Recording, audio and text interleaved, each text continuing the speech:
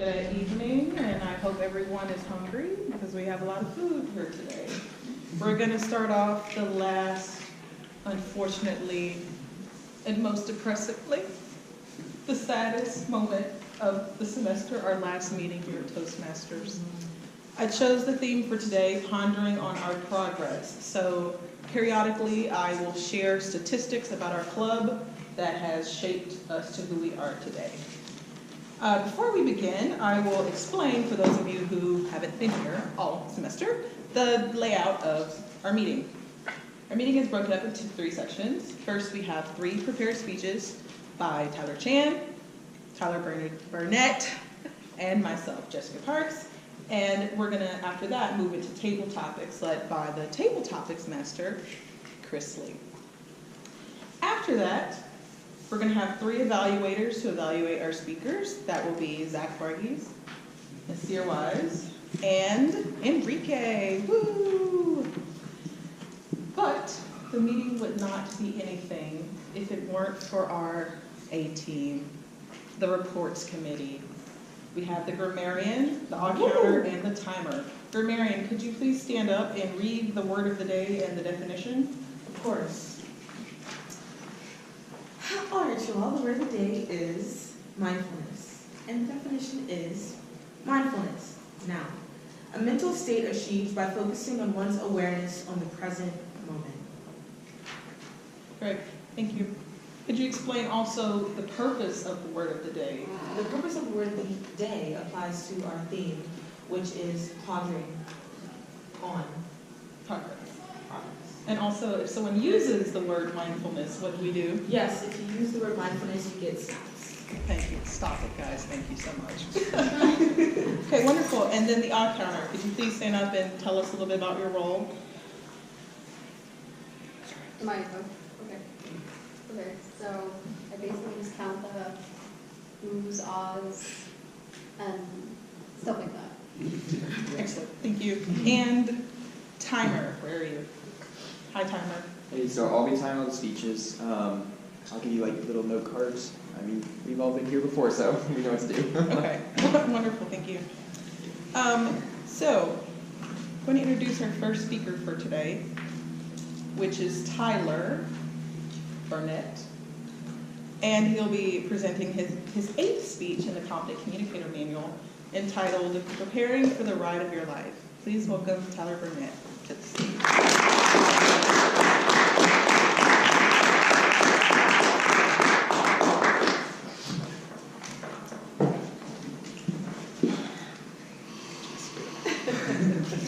All right.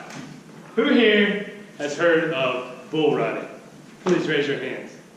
Okay, good. We got some familiarity. Let me begin by saying I am a former bull rider. I rode for 4 years, and that is my favorite bull that I would ride at the practice pen. His name's 005. Before we begin, I'm going to give you a little backstory to bull riding. Bull riding actually originated in the 16th century, and it was a variant of bullfighting, where the rider would actually ride the bull to death. And over the years, it evolved into just riding the bull till it was tired. Bull riding didn't come to its modern day form until 1936, with the formation of the Cowboys Turtle Association, which eventually became the Professional Rodeo Cowboys Association, or PRCA for short. Now, the PRCA hosts the National Finals Rodeo, which is essentially the Super Bowl of all things rodeo, including bull riding. Today, I'm going to take you through the equipment and preparation of bull riding. First piece of equipment, very, very important, is the helmet. Now, you can wear a helmet, or you can wear a cowboy hat. And this is the one I used for all 4 years of my rodeo career. As you can see, it's a little dirty. You always put a cowboy hat upside down so you don't dump out the luck. Now, I chose to wear a helmet. Okay? What a helmet does is it helps prevent from getting concussions, whether that be a kick to the head by a bull, slammed to the ground, or being slammed in the chute or the chute gate. Now, since you guys are not rodeo riders, I am assuming, you do not know what a chute gate is, or a chute. That is a picture of the bull I rode on my first rodeo. It is inside the chute. As you can see, there is very little space to move around in. So when you're being banged around there, the helmet protects you from injury. Because that is where most of your injuries occur, not out on the rodeo ring. So, I'm going to get ready for my ride. Putting on my hat. Now, second, your boots. Your boots are very important. Okay, they have to be sturdy. Because as you saw in that chute gate, there is very little room. And that bull is going to be moving around and just pressing up against you. And if you don't have a pair of boots that's sturdy, you can crush your foot and break it entirely. So a pair of sturdy boots is very, very important. Next are your bootstraps. Your bootstraps, which are your bootstraps right here. These go over the boot and they attach at the smallest part of your foot, like so. Get them really tight, but not so much as to cut off your circulation. Because that wouldn't be good. We don't want to lose a foot, do we? We got our boots, we got our bootstraps. Now third, in my opinion, the most important piece of equipment is the vest. Okay? And the vest's main job is impact dispersion. I'll give you 2 examples. When I was first starting out, I went to a rodeo school outside of Tampa, Florida, and I actually got horned by a bull and flew about 5 to 6 feet. But because I was wearing this vest and it covers my lower back, I escaped with only minor injuries. Had I not been riding it, I very well could have broken a rib and had a major contusion, which is fancy talk for a big bruise. So very important. You can actually see right here where a bull has stepped on me. And I've actually been freight trained by a bull. Freight training means the bull goes straight over you and steps on you along the way. That's why you don't get in the way of the bull. And this actually helped me from turning what could have been a broken rib into just a hairline fracture, which still is not good, but it's better. Last but certainly not least, on the protective equipment. Last but not least, on the protective equipment is your chaps, or your chaps. Or your chaps.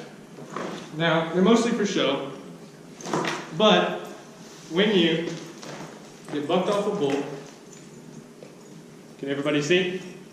No, I can see.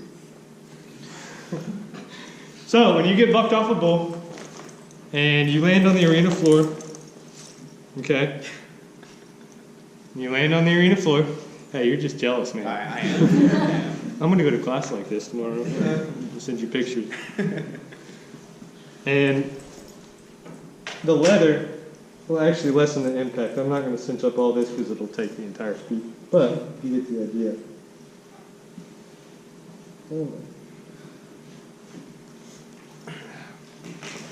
Putting on my chaps is my least favorite thing, just because of this.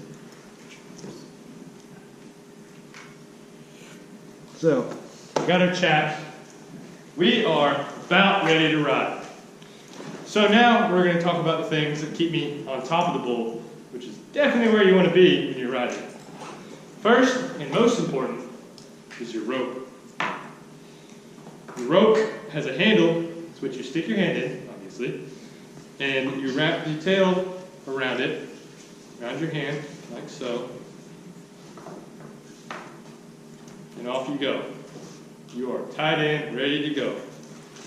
Most important piece to your ride. Now, subunit of the rope is the cowbell. Most annoying dang thing I ever had at a rodeo. Just walking around. Eventually you're like, oh, this is cool, you know, I'm a cowboy. And it's annoying, trust me. So this is going to go around your rope. Oh goodness. And it's going to be on the bottom, right here.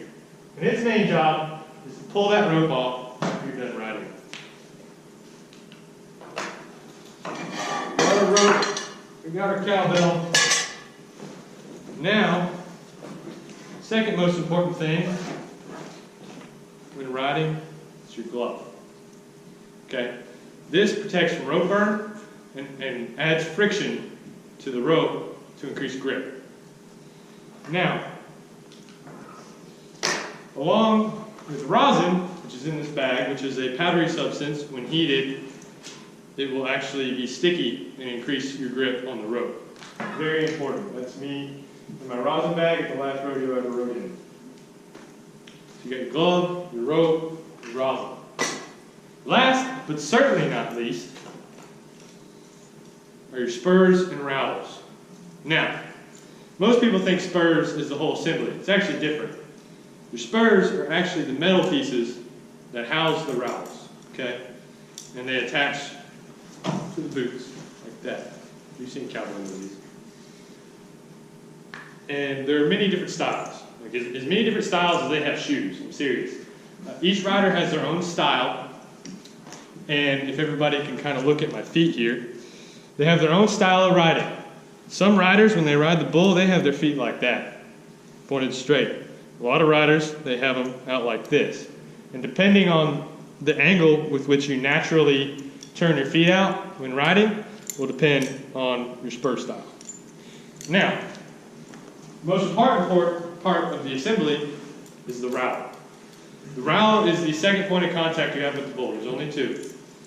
And it actually grips the bull's hide. There's a common misconception that the rowel cuts the bull. It does not. Bull's hide is 7 times thicker than a human's. And there are strict rules and regulations regarding rowels to protect the bull's welfare. I'm not going to put my spurs on because that takes forever as well. So we got our spurs, we got our boots, we're ready to ride. Ride of a lifetime. So before I part with you guys today, I'm going to give you a little word of wisdom. Go after what you want. Don't let fear, the death of anything deter you from going towards your dreams. If bull riding has taught me anything, it's taught me that. So hopefully you guys have learned something today and can go forward a little more inspired to chase your dreams despite your fears. Thank you.